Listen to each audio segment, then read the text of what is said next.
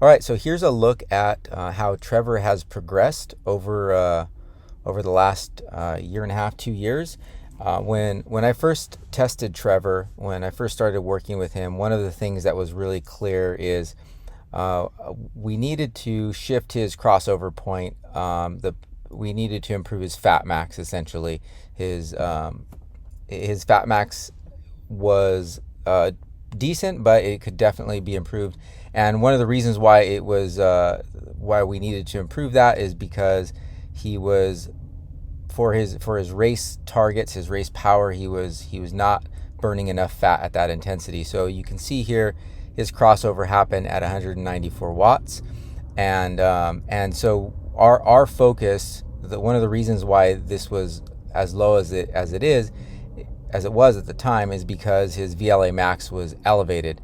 His glycolytic capacity was for an Ironman was much too high. So we wanted to bring that down, and that was the sole focus. That was the only thing I was concerned about. Now, I knew that in the process we would likely see a rise in VO2 as well, VO2 max, and we certainly did. So we lowered his VLA max from a 0.55 to a 0.39, and his VO2 max also improved from a 55 to a 60, and that, if you notice here, it moved his crossover point to 228 watts, which is a pretty significant gain. And this is where he was at going into Ironman Arizona of 2021, and so. He made some great improvements. Had a great breakthrough race. Finished in 9:25 and got on the podium. Finished in fifth place and had just an overall amazing race. And so that was in November of 2021. The next target for Trevor was Ironman Texas, and this race we continued to.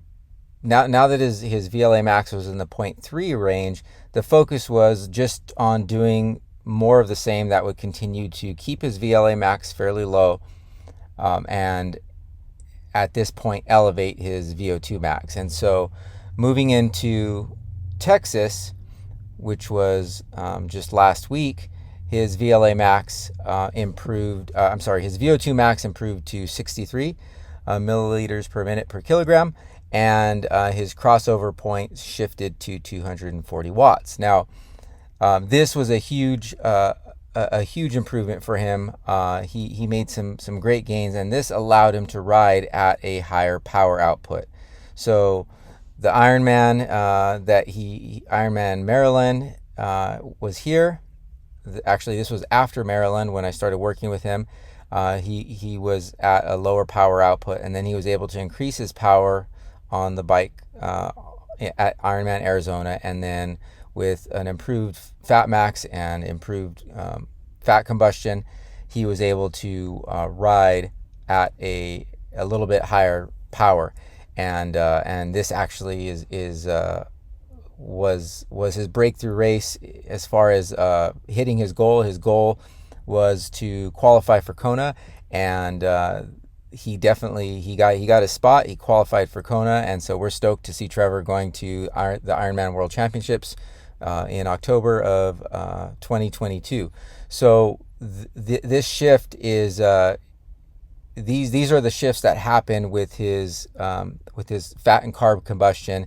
Obviously, each shift took focused and intentional training, but he was able to make that shift. And looking ahead to Kona, the goal now is to bring his VLA max into the lower threes, and hold steady with his VO2, and that's gonna give him another great performance. So stay tuned to see how he does at Kona, but just wanted to share some insight with you, and how we use INSCYD testing to really go after the low-hanging fruit for the athlete, and identify and then target the improvements that we want to make. So training is intentional, focused, and purposeful, and at the end of the day, it gets results. So just wanted to share this with you. If you are interested in testing or you have any questions, feel free to reach out to me and I can give you more details about that.